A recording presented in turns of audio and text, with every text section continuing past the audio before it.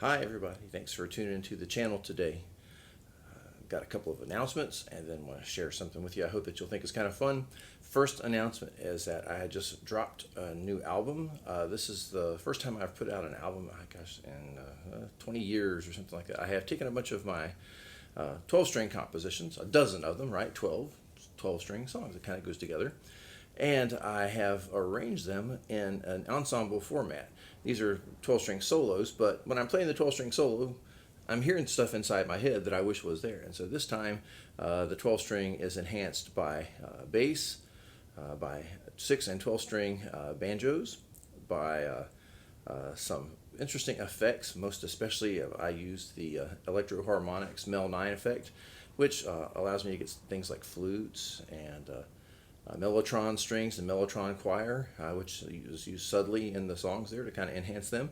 And I'm very proud of this effort. It's some of the best recordings I have made. The sonic quality of it is just really primo, and I'm very proud of it. So I hope that you'll check it out. It is live on BandLab, and if you'll check the description down below, there'll be a link to it.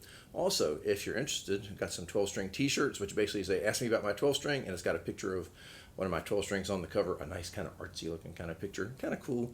You might enjoy it. The black one especially, it looks really cool. I have to get one to model it for you, but I don't have one on me right now. What I wanted to share with you today came from the comments that come in. Always kind of inspire some thinking of things for new videos. And somebody posted a comment where they mentioned some great notable 12-string players that often go unsung, and one of them that they mentioned is Jimi Hendrix, and that got me thinking, Jimi Hendrix as a 12-string player. And then the question came up. There's a difference between a 6-string player who plays 12-string every now and again for a different tone color and a 12-string guitar player, just like there's a difference between a pianist and an organist. And so I got thinking, what makes the difference? So I'm going to throw these things out there for you to discuss. Leave a comment if you want. Maybe you disagree with me vehemently on these, but maybe not. But anyway, I've never thought of Jimi Hendrix as a 12-string player. Yes, there is a famous video of him playing a 12-string on YouTube that you can see, and he's playing some old blues on it. But to me, when I watch him, he doesn't look very at home on it. And the other thing is that he doesn't play it altogether differently than what he plays his Stratocaster, other than it's just not as loud.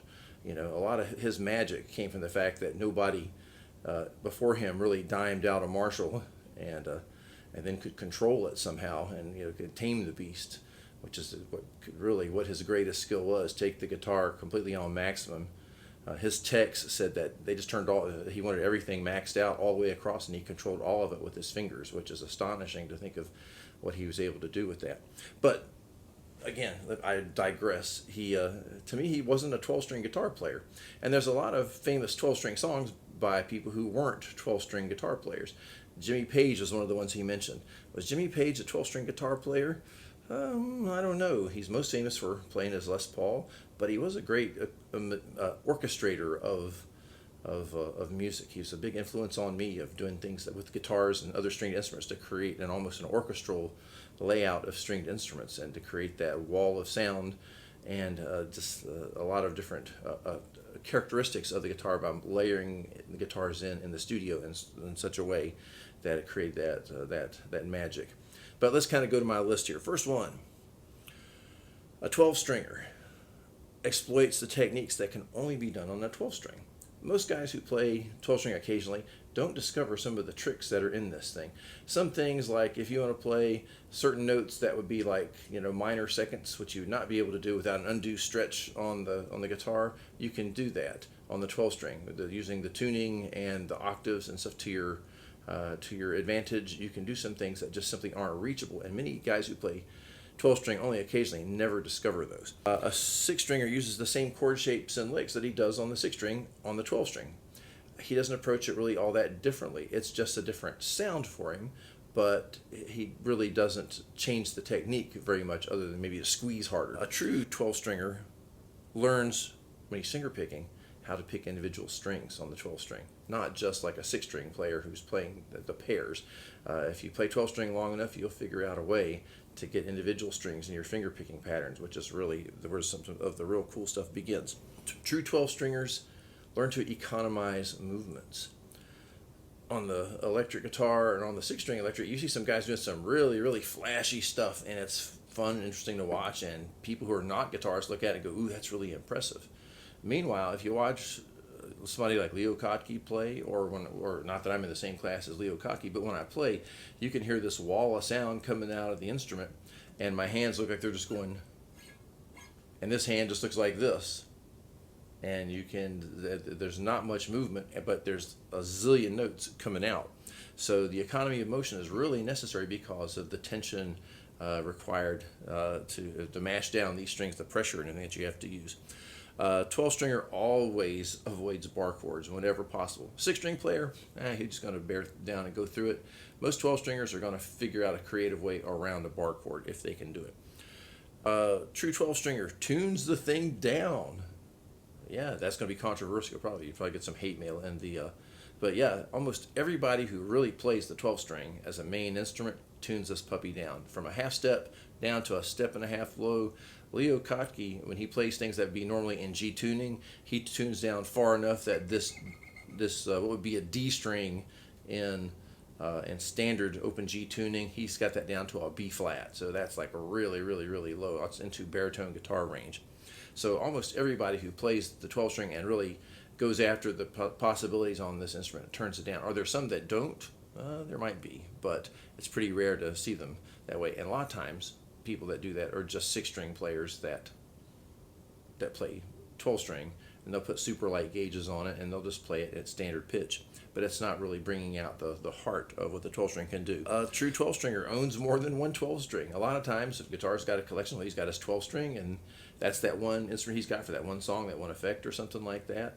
Where a true 12 string player's got multiple 12 strings that I'm up to my ears in 12 strings around here. A true 12 stringer plays more songs on the 12 string than he does on the 6 string. If you put the 6 string in my hand, I can play several things. I've composed some stuff for the 6 string, and I can play some ragtime tunes and some finger style kind of standards and things. But to put the 12 string in my hand, that's where I feel at home. That's where I can play a whole lot more stuff. A 12 stringer, you hand him a 6 string, and for a little bit he feels lost on it. Like there's just not enough here. It's like handing you a bass and it's got 1 string, or handing you a banjo and it's missing 2 strings or something. You grab a 6 string guitar, and for a little bit it's kind of like, wow, there's just nothing here to work with.